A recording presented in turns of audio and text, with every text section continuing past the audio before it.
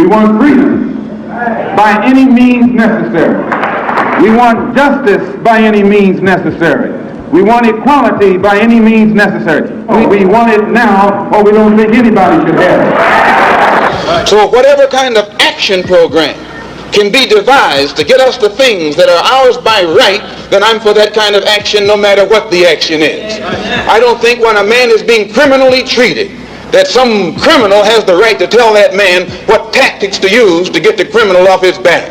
When a criminal starts misusing me, I am going to use whatever necessary to get that criminal off my back. And the injustice that has been inflicted upon Negroes in this country by Uncle Sam is criminal.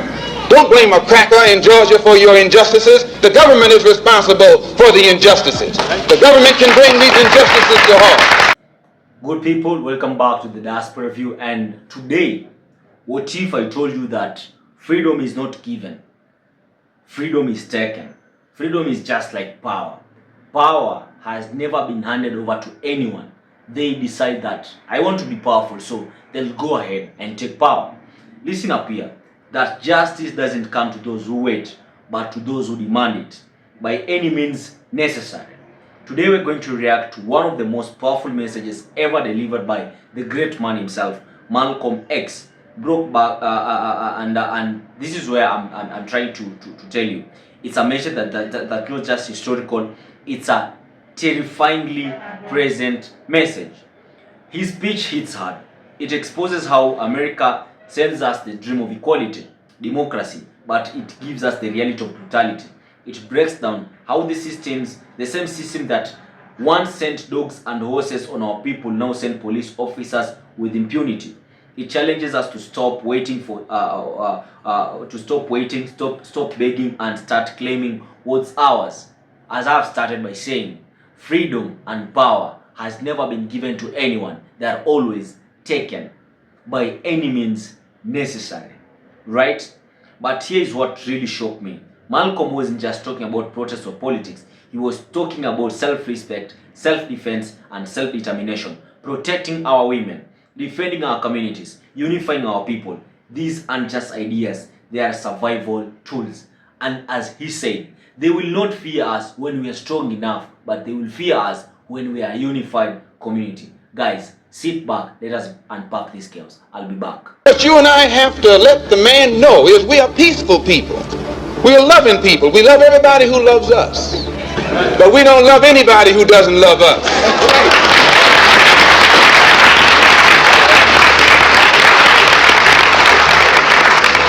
We're nonviolent with people who are nonviolent with us. But we are not nonviolent with anyone who is violent with us.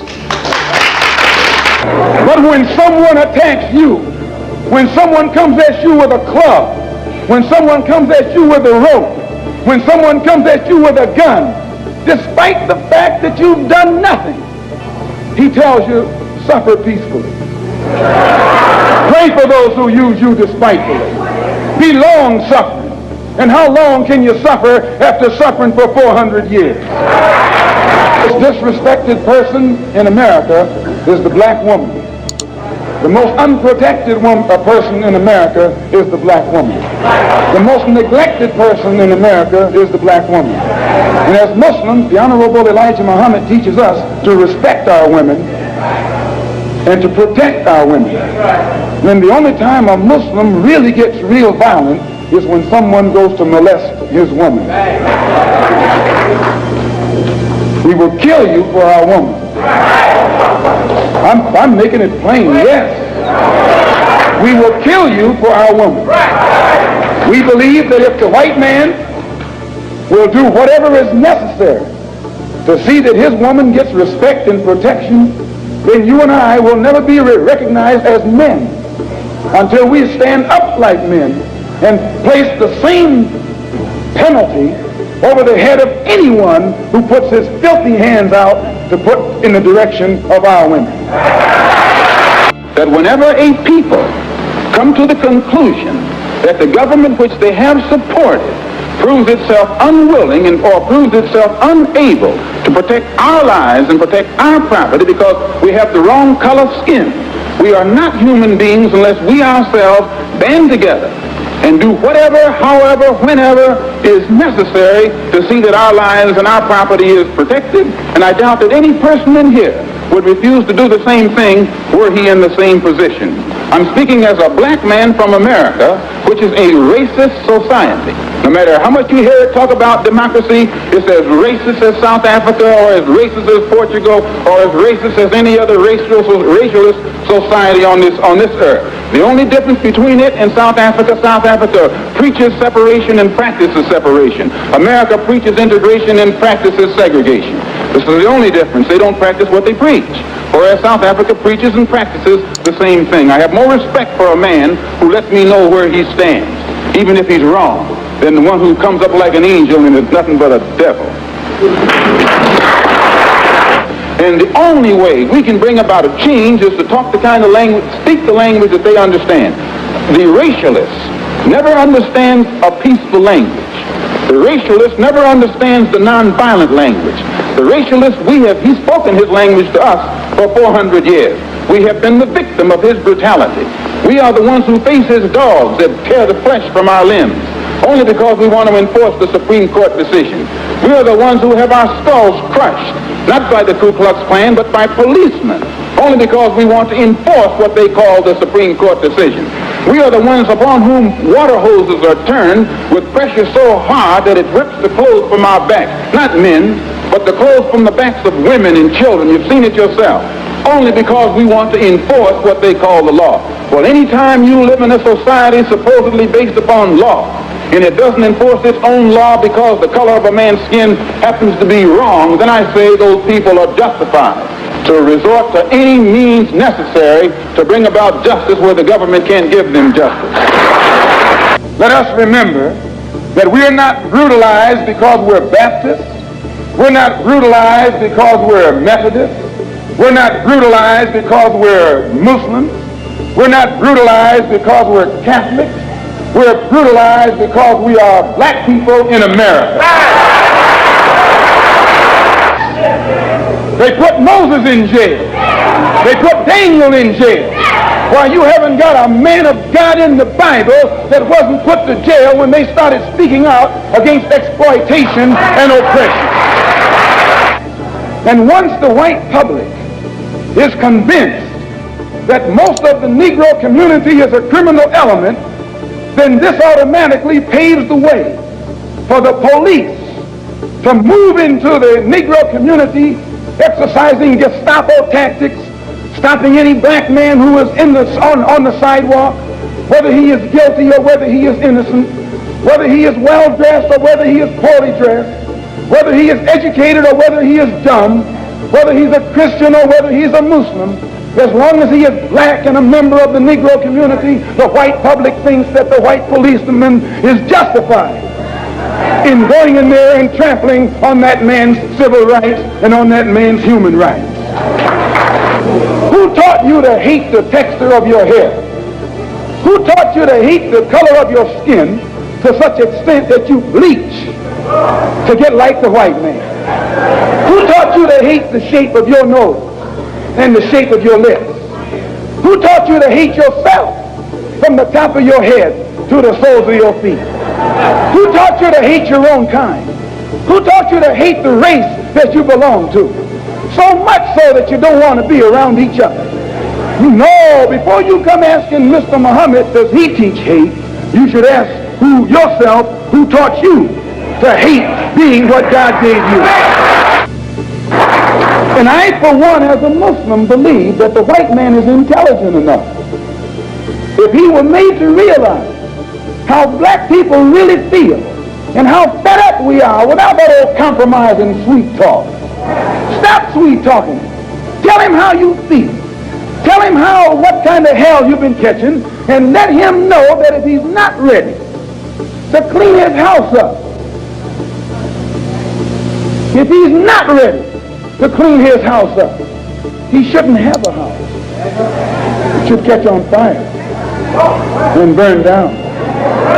We declare our right on this earth to be a man, to be a human being, to be respected as a human being, to be given the rights of a human being in this society, on this earth, in this day, which we intend to bring into existence by any means necessary. Good people, welcome back, and here's something. Freedom, justice, and equality are not privileges to request. They are rights to be claimed by any means necessary. He said it loud and clear. Ain't nobody handing us freedom. We've been waiting for generations. What Malcolm is saying, it's yours to take, not wait to be given. You don't wait for you don't wait for a thief to return your stolen goods out of kindness. You go and get them back ruthlessly by any means possible, right? So listen up. The government is responsible for the injustice that the people of color face, and this is where it gets real. Malcolm is not just blaming individuals. He's pointing at the whole damn system, a system built to oppress, divide, and control. By the way, listen to these three words: oppress, divide, and control. Right? They will come. The system is designed to oppress people, and when a certain group of people they are oppressed, this guy will come in. From that group, he will divide them. A section, he will tell them something good. He will promise them goodies, and then if they are promised goodies, they'll stay silent while others are still suffering. And this is the case here. We have the black community and we have the the Latinx community. The Latinx community, they feel more white than others. They crave for whiteness.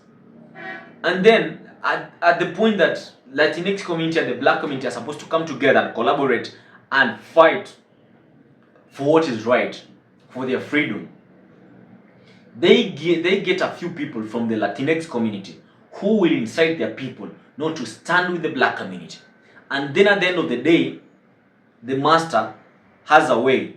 There is team A and team B. He comes in between and now he controls. He controls the black, he controls the Latinx, and that's it. Now listen up here, people. A system that from slavery to segregation to mass incarceration, same playbook, just a new page. Guys, I will tell you, they fear our unity. From whatever Malcolm X has just said, they fear our unity. And that's right there. That's the biggest threat to oppression, black unity. They have spent centuries trying to divide us. Light skin versus dark skin, rich versus poor, Muslim versus Christian. Why? Because a united black people is unstoppable. That's the truth. When the government fails to protect us, we must protect ourselves. When the government fails to protect the black community must protect itself. This is not about survival. If you can't call 911 without fearing for your life, if your community is being targeted and ignored, then it's on the US to stand up and defend our people. This is not violence, it's self-respect. Stop waiting, start claiming. If you take nothing else from this video, take that. My brother or my sister. If you don't take anything from this video, from whatever Malcolm has said, stop waiting, start claiming. No more silence, no more apologies, no more permission, slips to be free. The time is now. And as I wind up, Malcolm's message is not outdated, it's timeless. His words echo today because the system hasn't changed. It just got better at hiding itself. It still denies our rights, it still kills with impunity. It still expects us as the black community to suffer peacefully. But here is the real truth. Freedom is not a gift, it's a right, and they won't give it. We must take it. That means knowing our worth, demanding justice, unifying with our people, listening up, and fighting back by any means necessary. So, here is the question, and you'll tell me in the comments. Are you still waiting for permission to be free? Or are you ready to claim what's yours? That's the question for today. I don't know what you think about this video, but most definitely I'll ask you to tell me what your thoughts are in the comments. So most definitely leave a reply, like this video so that it can be pushed to like-minded people like you. Make sure that you subscribe and let us become a family, let us become a community. Blacks forever. The blacks matters always. from the homeland in Africa up to the diaspora. This is the Diaspora Review. I've been your presenter for today, Sam. I hope to see you in my next video. Peace out.